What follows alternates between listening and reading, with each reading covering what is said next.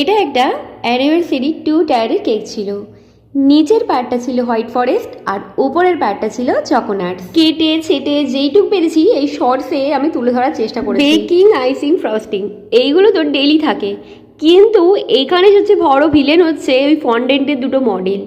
এই দুটো মডেল বানানোর জন্য আমি টানা 2 দিন কাজ করে গেছি। 3 থেকে 4টে আর্জেন্ট কেকের অর্ডার আমি ক্যান্সেল করেছি শুধুমাত্র এই কেকের এই ফন্ডেন্টের কাজ করার জন্য। এই কেকটার অর্ডার 1 মাস আগে এসেছিল। প্রথমে অত ভাবিনি, কিন্তু করতে গিয়ে আমি ঠেলা বুঝি। ছোটোখাটো ফন্ডেন্টের কাজ হয়ে যায়, কিন্তু ফিগার বা অন্য কোনো মডেল থাকলে তখন বোঝা যায় ঠেলা।